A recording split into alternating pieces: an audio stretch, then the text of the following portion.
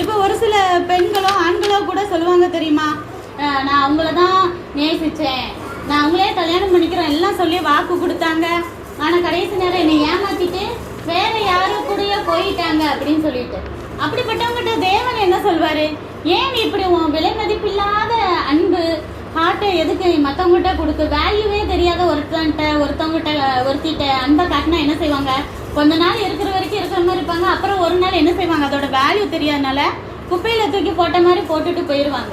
நீ அப்படிலாம் ஏன் யார்ட்டையும் போய் ஏமாறுற? உன் இருதயத்தை எனக்கு கொடு, என்னை நேசி, நான் உன்னை நல்லா பார்த்துக்குவேன், நான் உன்னை ரொம்ப நேசிக்கிறேன் அப்படின்னு சொல்லிட்டு தான் ஏசப்பா சொல்வார். சரியா? இது நம்மளோட வேல்யூ தெரியாதவங்ககிட்ட நம்ம அன்பை காட்டுறதுலையோ இது பண்ணுறதுலையோ பிரயோஜனம் கிடையாது. எல்லாத்துலேயும் சுவிசேஷம் சொல்லணும், ஆனால் நாங்கள் ஏற்றுக்கொள்ளவே மாட்டோன்னு ஒரு ரொம்ப இதாக இருக்கிறவங்களுக்கு ஒரு தேவனே அவங்கள பார்த்துக்கிட்டும் சொல்லிட்டு தேவன்கிட்ட ஒப்பு கொடுத்துட்டு நம்ம விளைகிறது தான் நம்மளுக்கு நல்லது.